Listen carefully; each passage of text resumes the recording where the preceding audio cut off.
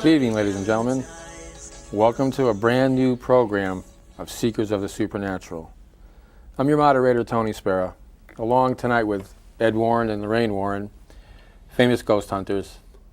It's a new year, it's a new show, we have new cases, but for those who perhaps aren't very familiar with Ed and Lorraine Warren, what we'd like to do, like I said, it is a new year, it's the year 2000. We'd like to talk to Ed and Lorraine regarding how they started, how long they've been in this business, what they think of the new millennium, things to come. So what I'd like to do is start out with you, Lorraine. Mm-hmm. If you could tell us how you and Ed began the work and how long ago it was. Wow, it's a long time, Tony. It was over 50 years ago that we began as husband and wife to do it. Not long after Ed came home, after serving in World War II, he began talking about that home he grew up in Bridgeport. Began talking about the hauntings that had occurred there. That was really hard for me to accept that. I had never been in a haunted home, but I always had something about myself I didn't understand, and that was an ability to know things through extrasensory perception. But I suppressed those feelings, Tony, to a great extent because there really was no one I could share them with. Now, with Ed, it was important to him to satisfy his curiosity regarding that house that he grew up in. Did other families really experience the types of things that he experienced? And as artist, because he was now studying art and already beginning to sell his paintings very early on in his career after getting out of the service, within the first couple of years. Let me ask you, you said you had the ability to know things. Yeah. What do you mean by that, and what year, how old were you? It started about 9, Tony, that I had the ability to, I could see lights around people and know things about these people, but I didn't quite understand it. But I always had tremendous faith. I still do. I always felt that through prayer, anything could be changed if it was God's will, anything could be helped, and I always relied on that. But I didn't understand what I experienced. Also, the night I met my husband, and I knew I was going to spend my life with him, I fully did not understand that. That was my first outstanding thing that happened in my young adult life. Now, let me interrupt for one moment. Ed, I'd like you to address that.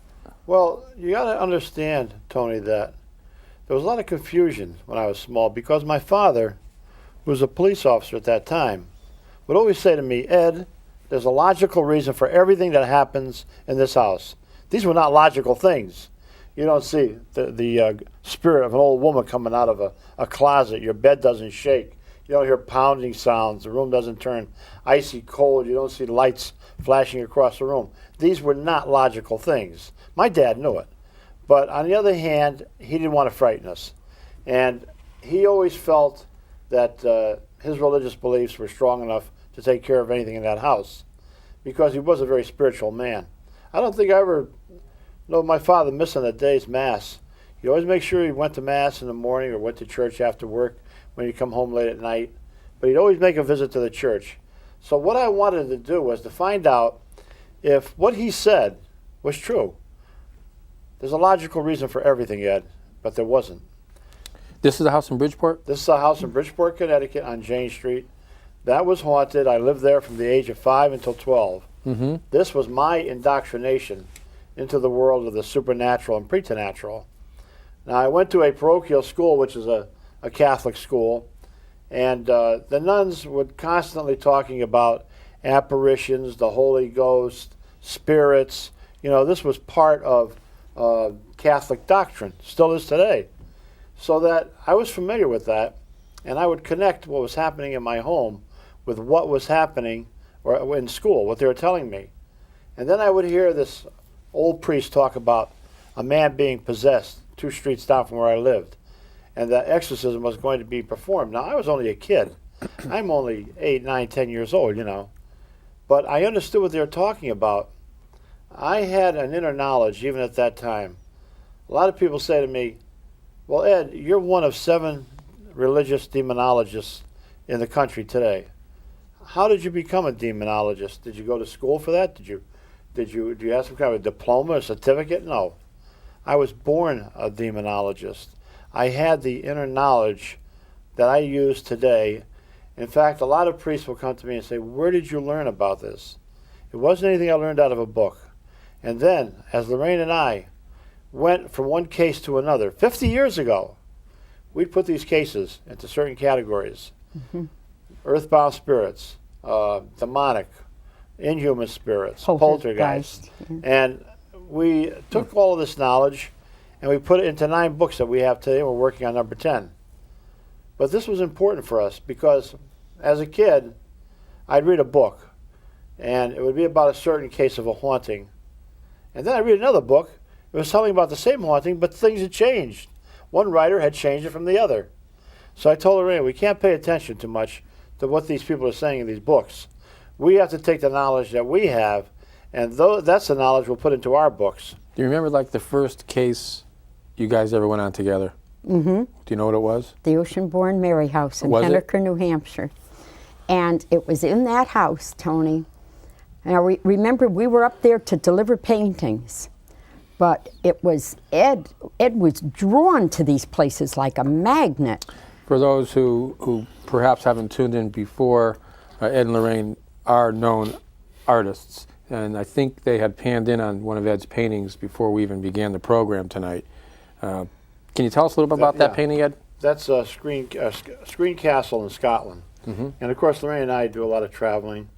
And I take pictures of haunted areas. When I get home, I'll do paintings of them. That's what this particular painting is about. But in my earlier years, when I left art school, I came home one day. I said to Lorraine, look it, all the tourist areas are opening up in Vermont, New Hampshire. Now we're talking early 1950s. Right. I know that if I do some quick paintings up, New England scenes, seascapes, landscapes, we could sell them for fantastic prices. We'll be rich. I said, we'll be on Easy Street. And I did sell them. How much? For $3, $4. But don't laugh, Tony. That was good money then. $3, you could stay overnight for $1 a piece in a cabin. Hot dogs were 10 cents. Hamburgers were 10 cents. Gasoline was 18 cents a gallon. So, you know, if I sold 4 or 5 paintings for $4 or $5, we were on top of the world. And we're hobnobbing with all these tourists. So it was a fun time for us. And I would say to her, I heard about this house. In fact, I'll give you a rundown on that. We had to deliver 6 paintings to a logging camp up in Vermont, or New Hampshire. New Hampshire. And we took this couple with us. It was a Sunday. We started out early. We figured it would take us 7 hours to get up there, 7 hours to get back. We were kids. We didn't care. And we drop off the paintings for this kid who had bought them for his brother for his wedding. But on the way up there, we came to a sign, and it said Henniker. I said, Henniker? Son of a gun, I said. I just read about Henniker, New Hampshire, about 3 weeks ago, a haunted house called the Ocean-Born Mary House. And this kid in the back says, Ed, there must be a million Hennekers. We round the curve, Tony, and there's a sign there. Mm-hmm.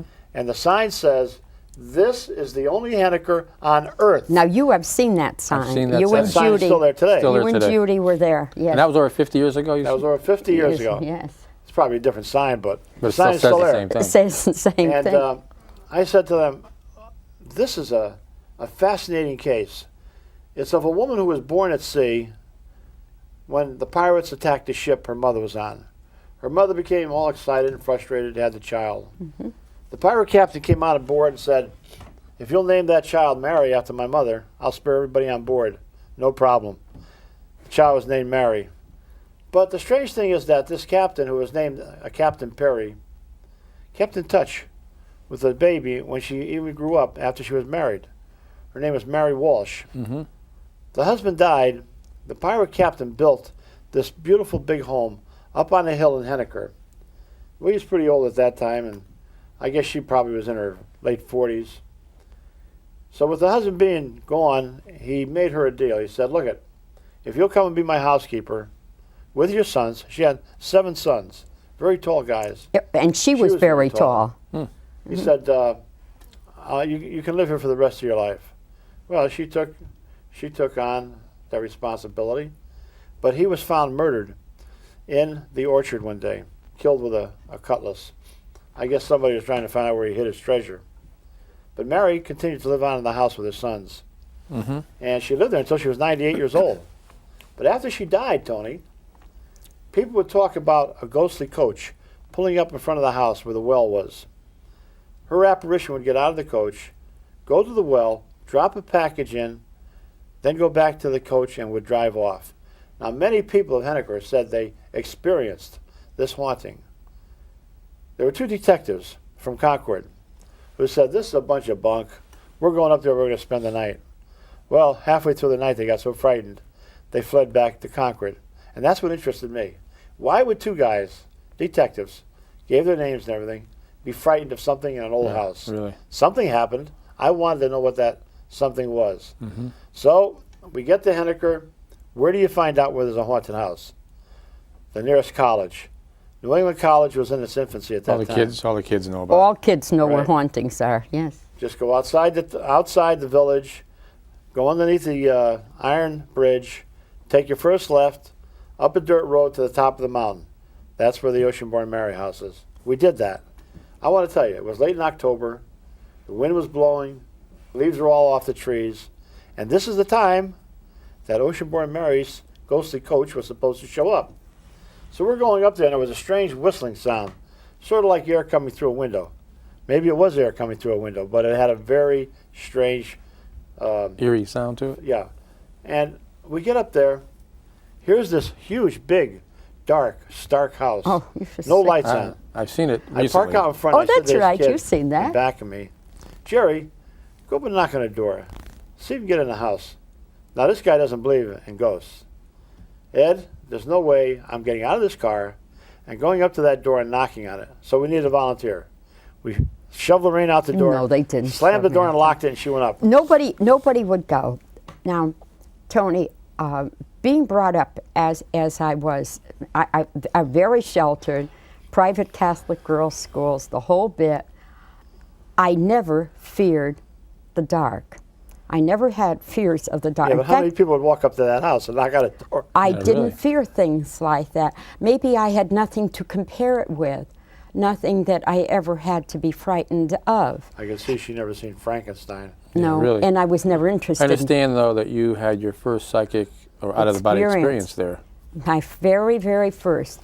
And in that home, Tony, as I listened, all I could think of as I listened to Mr. Roy tell Ed the story of that house and what he experienced and what his mother had experienced in the past was the sincerity in his voice. That is what that is what more or less I was listening to. I was listening to that, and I probably, Tony, was watching his aura, because that will tell a great deal about the person. But then all of a sudden, the room became very quiet, and my ears were ringing, and they rang so loud that it blotted out everything that was in that room. Then it felt as if someone came behind me. There was a tremendous jolt to my body, and I was out of my body. What a beautiful experience that really was. Today, as I speak to people, as I speak to everyone that's listening, I wish everybody could have an experience like that, because what it proves, Tony, is that we are truly both body and soul. Well, Ed, isn't it true that everybody will experience that at one point in their life? Well, out-of-the-body experiences are about as frequent as people breaking bones today.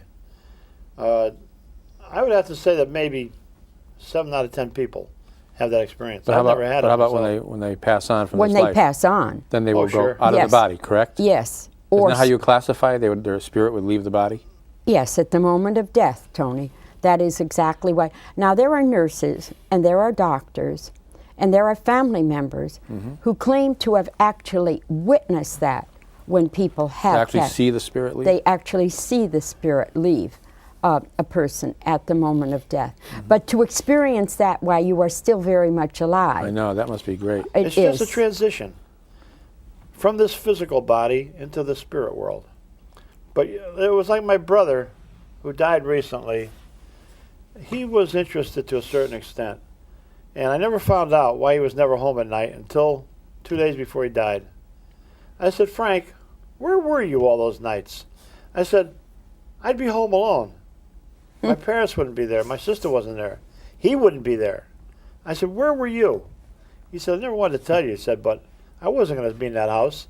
Wow. He said, my room was right at the head of the stairs where the door would open up and the footsteps would come up. And he said how he would see this white glow. He said, I wasn't going to stay in that house, but I didn't find that out until 2 days before he died. Wow. He never told me about it. You know, that's really a long time ago that you guys started out, but I know you've had thousands literally of cases. Oh, God, yes. And I also know that you have a museum on your property. Yes. Now, Ed, would you want to just tell a little bit about some of the things, perhaps, that are in that museum that are really fascinating, scary things, perhaps, that you've collected over the years?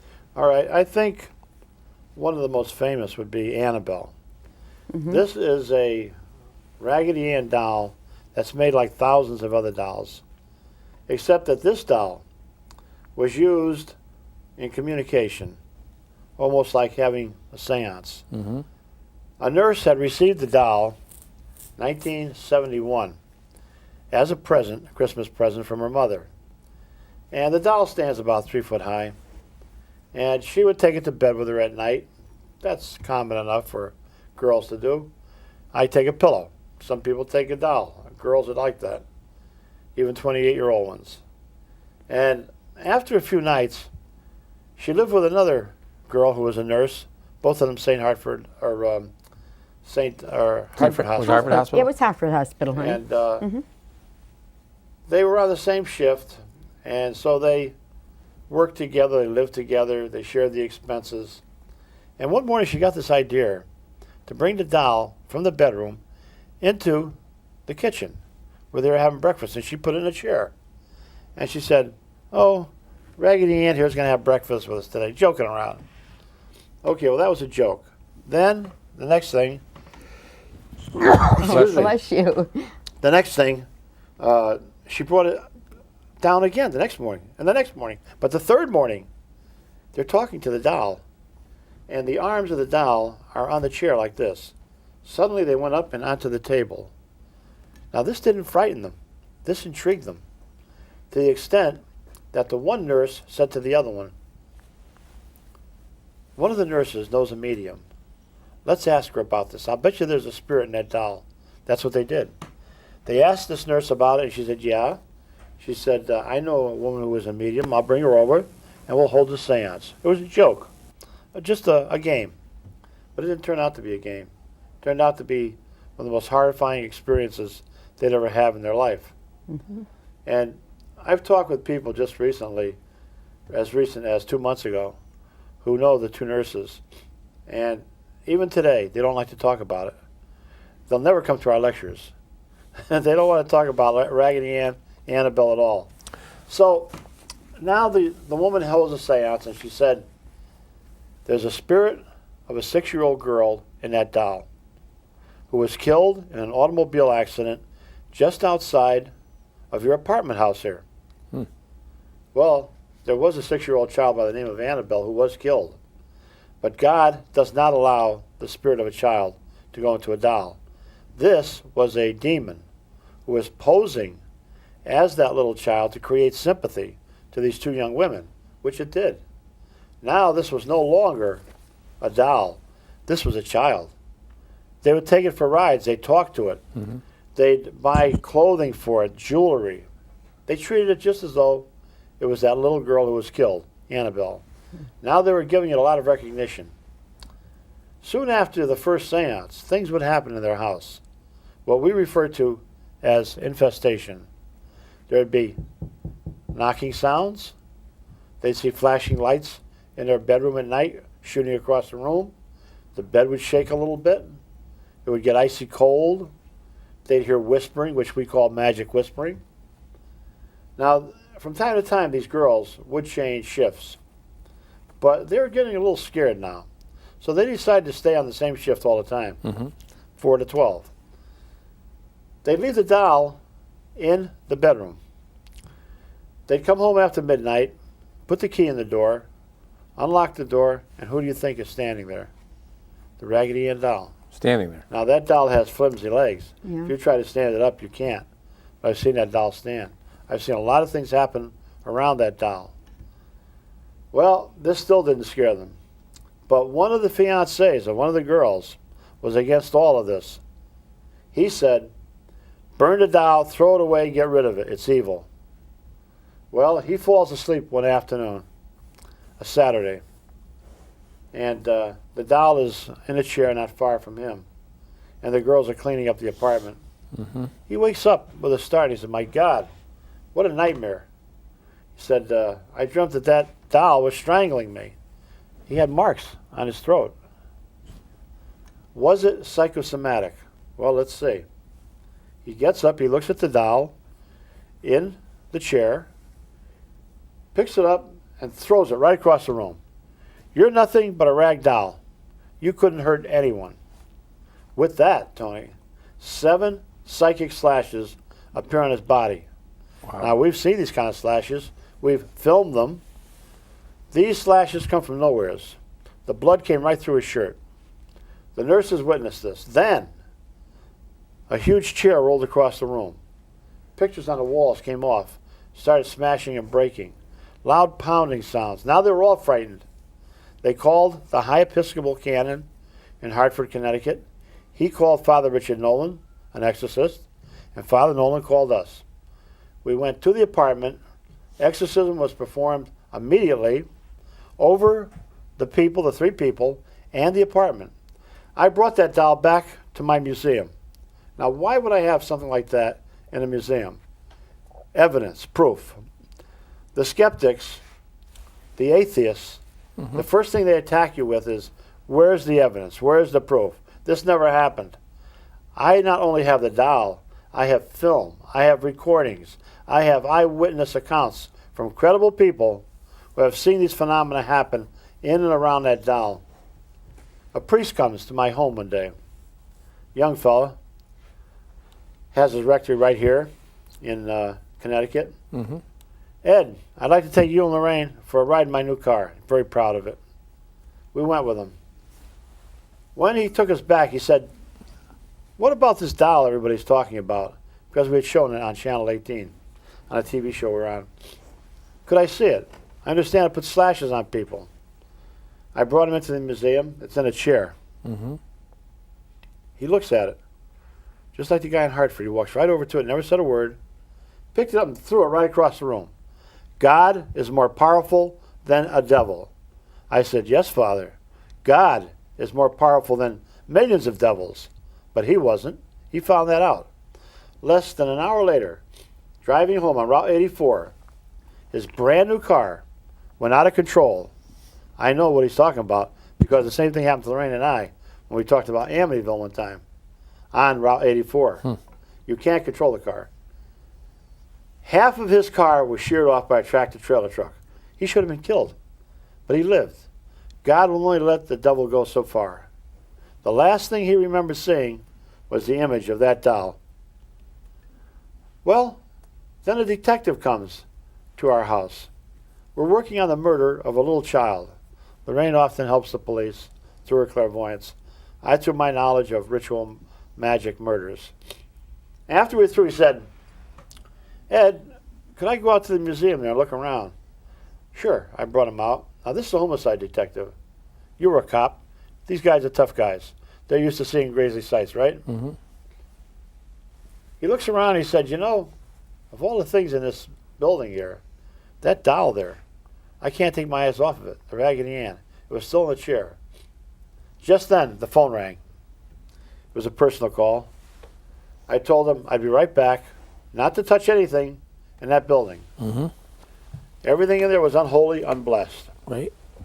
Well, I'm up there talking on the phone. I wasn't even there 10 minutes when all of a sudden I hear him coming up the stairs. This guy is a big guy, 6'2", 6'3", over 200 pounds, all muscle, used to seeing grizzly sights. He's shaking. He can't hardly talk. I thought he was having a heart attack. I sat him down. I was going to call an ambulance. There was no 911 then. Called an ambulance, said, "No, Ed, it's not that." I said, "What's wrong?" "I just don't want to talk about it." He was embarrassed. Lorraine walked in. He looks at Lorraine. He said, "I'll talk to Lorraine about it, but I don't want her to ever mention it again." She didn't have to. I knew what he did. I went back down into the building. Everything was knocked over. He had picked up the doll. He had picked up that inanimate object. Its aura mingled with his aura. And something so terrible occurred to that man that he resigned from the police department 3 months later. But that's not the end. We had a group It's almost of the end college of the students. show. We're almost out of time. So We're almost out of time. if you could Well, quickly end that A one. group of college students came one day. One of them said this is nothing but a bunch of bunk. I don't believe in it. He went over to the Raggedy Ann doll, which is in a case, knocking on it. He said, "This doll can't do anything. I dare it right now to put slashes on me." I put him out of the building. Less than 3 hours later, that boy was dead. His girlfriend, who had been with him on a motorcycle, said he was laughing about the doll, smashed into a tree, head on, was killed instantly. His girlfriend was in a hospital for over a year. That's You unbelievable. don't challenge devils. I think we got a picture of the That's Raggedy Ann unbelievable. there. Yeah, I think we do somewhere here. Yeah. While we're showing this, I think we'd like to tell the website address, wouldn't we? Yes. If we could pan in on this here. Yeah, that's This will show the Anabelle. Annabelle. But why don't you give the website address, Lorraine? Okay, www.warrens, that's plural with an S, .net, Net. And your address is P.O. Box 41, right? Monroe, Connecticut, 06468. That's And it. today is January 26th. The year is 2000, and it's Rod Vesey, our producer. It's his 40th birthday today, so we want to wish Rod a happy 40th birthday. Happy- And the man who had an encounter with the white lady. The same And Rod man. Vesey did have an encounter with a white lady several years ago, which someday we'll have him come on and talk about. In the meantime, we're glad to be back in the year 2000. We'll be back with more new shows. We thank our audience, and we'd like to also say one more thing. Good night, Jason, wherever you are. For Lorraine Warren, for Ed Warren, I'm Tony Spera. Good night.